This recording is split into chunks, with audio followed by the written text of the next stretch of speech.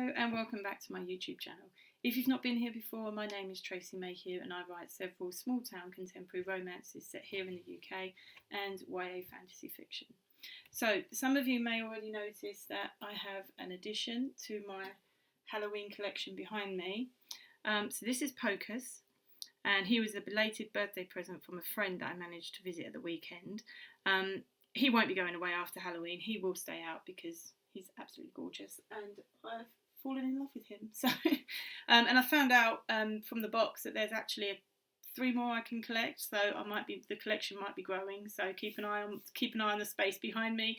You might get 4 cats in there eventually. So let's move on to this week's video, which is all about how to refill our creative well. With Nano around the corner, there's no better time to talk about how to refill our creative well, in my opinion. But before I do talk about that and give you some of my tips, let's talk about what a creative well is. What do I mean by that? So if you imagine a well and the well is filled with water, our creativity is the water in this metaphor. So every time we sit down to create something, whether that's a writing or brainstorming or drawing if you're an artist or whatever, you take water from that well. And if we're not replenishing that water, then eventually the well will run dry, and that can lead to burnout, it can lead to lack of motivation, just a general lackluster towards our writing or our projects, whatever we're working on at the time. So we don't want it to dry out. We don't want our water to disappear. So this video is going to give you tips on how to refill that creative energy and reignite, hopefully, that creative spark. So let's get started with tip 1, which for me is find some TV shows or some films that you really enjoy and that you can go back to. Kind of like an escapist kind of thing, so that you can move away from your project. You don't have to think about it, and the film or the TV show that you're watching is totally unrelated to the genre. For me personally, I like watching things like Gilmore Girls because it's got that small town vibe going on, and I love the relationships between all the characters. I also like Doc Martin, Midsummer Murders, which couldn't be further from fantasy or romance. And I've recently discovered a programme on Disney, I think, called Only Murders in the Building with Martin Short and Steve Martin. And I think it's Selena Gomez, and that's really, really good. So if you haven't checked that out and you've got Disney Plus, go ahead and check that out. And another show I really, really liked was a show called Abbott Elementary, which is set in a school in Philadelphia, and I just found it hilarious. As a teacher, I enjoyed watching it. It was funny. Even from the UK, I could see some of the same scenarios were just universal between the UK and the US. It's amazing. So if you've got a chance to watch Abbott Elementary as well, I highly, highly recommend that as well. Okay, so that's tip 1, watching TV. Tip 2, getting outside. Getting outside will give you fresh air, vitamin D. It will allow you to get out of the room that you're in, because sometimes when you're writing and the words aren't flowing, things can start feeling a little bit stale and claustrophobic, or they do at least with me. So stepping outside the house, providing the weather's nice, can really do wonders for freeing up what's stuck in your mind. So I've got a dog, so it's easy for me. Take Sienna for a walk, and that usually does the trick. I also make myself look a little bit crazy here, but I also talk to her while I'm walking her. So I get to work through any plot problems with her. She gives me funny looks occasionally, but as I'm talking, I kind of talk myself out of the plot hole that I'm in. So it kind of, as long as you don't mind looking a little bit, well, don't do it when people are around, but if people do come along, as long as you can pretend you're talking to your dog, so it's not a huge issue.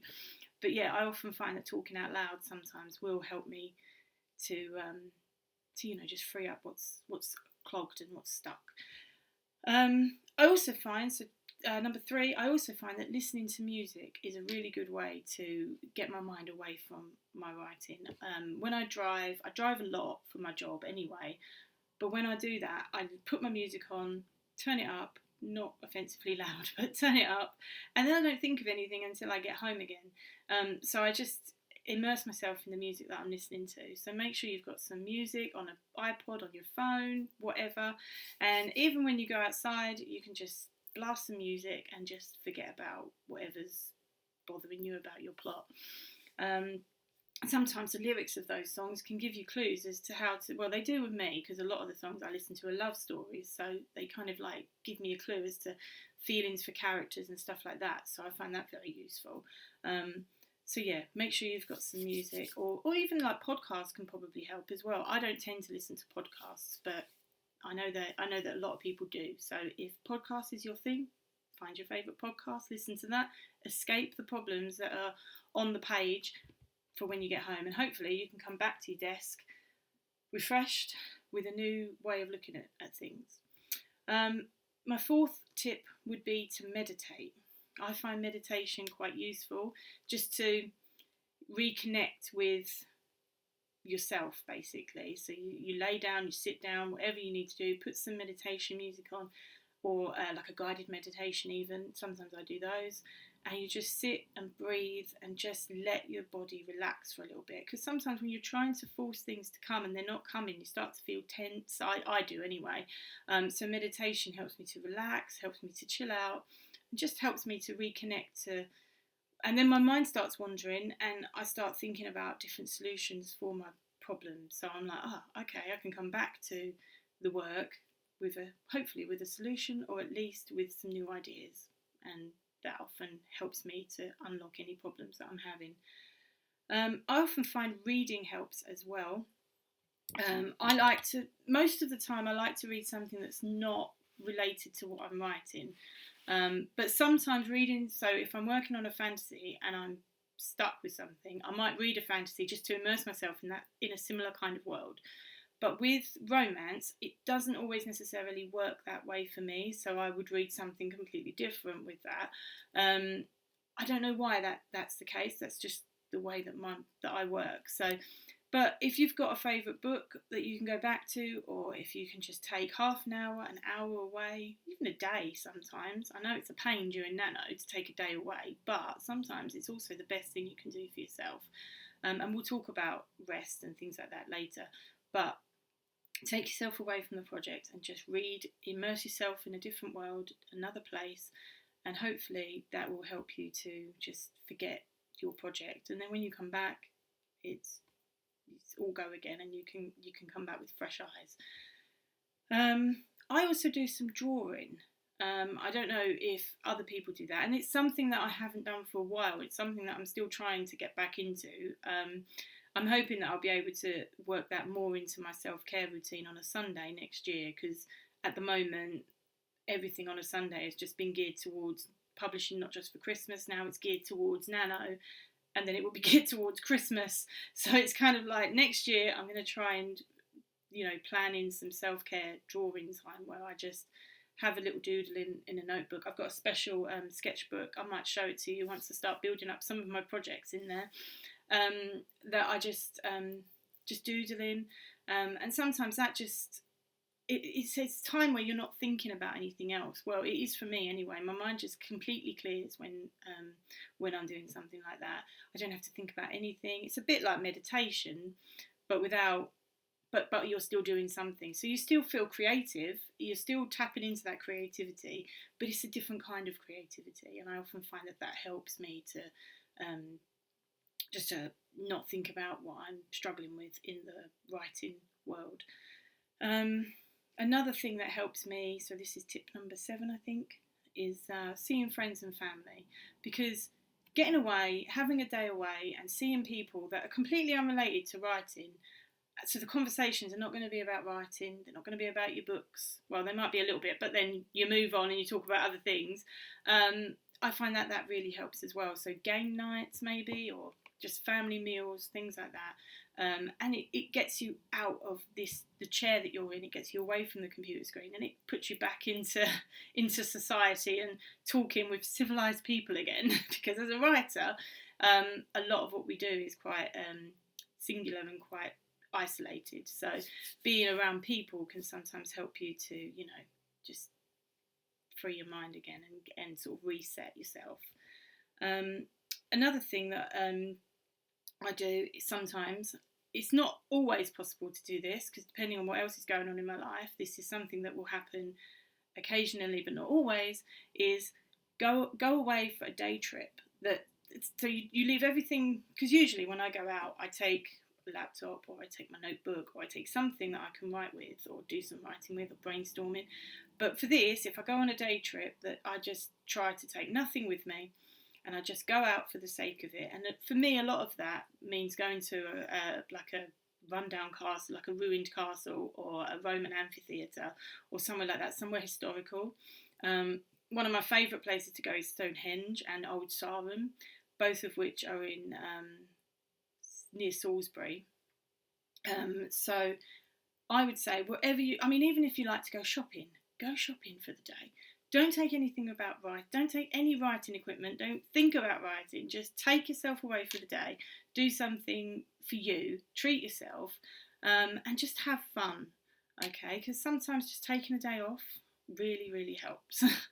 I find. Number 9, cooking yourself a meal, like from scratch. I don't mean like a ready meal or something that's come out of a box. I mean like literally cooking yourself a meal from scratch.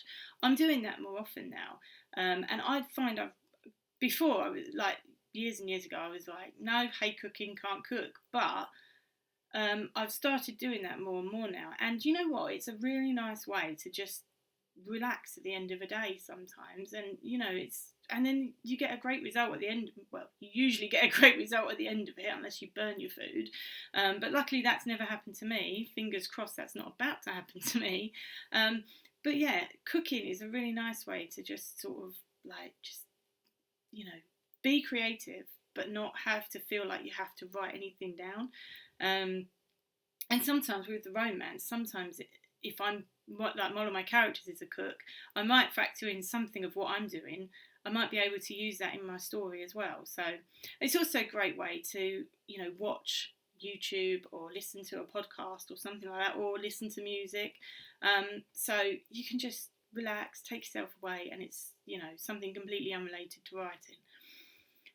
And my last tip, which I've kind of touched on in a couple of the other tips, is take a break. Don't be afraid to walk away from the computer and to say, no, that's it, I'm done for the day, or I'm not doing it tomorrow, I need a break.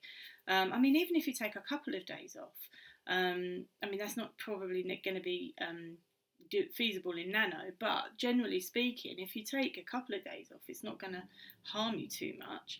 And you can come back to it hopefully refreshed and ready to start again.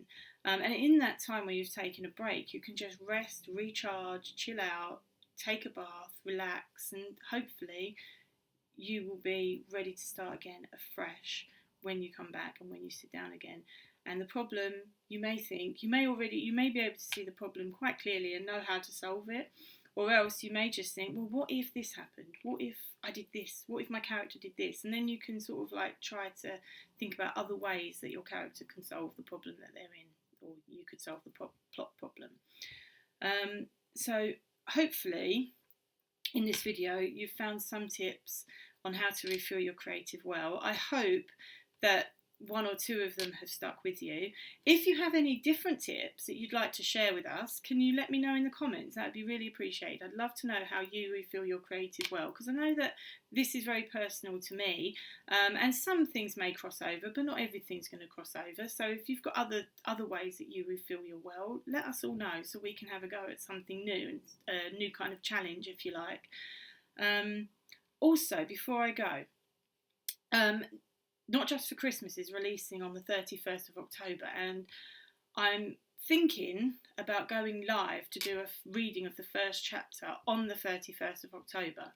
I haven't finalised anything yet, but I just wanted to let you know so that you know that not this week, but next week, you will have 2 videos from me. One on the Monday, which would be the normal Monday video, and then the second one will be a live, and it will be a reading of the first chapter of Not Just for Christmas. It's kind of like a celebratory thing to do for the release day. So I hope you will join me. I haven't actually worked out how to go live on YouTube yet, so it's going to be a bit of a learning curve over the next week, but if I can do it, I will do it. If anything changes, I will let you know. And if worst comes to the worst, I can go live on Facebook or Instagram. I think I know how to do those. But anyway, yes, so just to let you know that's coming up. That is a possibility. Until then, don't forget to like and subscribe. And I will see you again next week for our normal Monday video. See you later. Bye.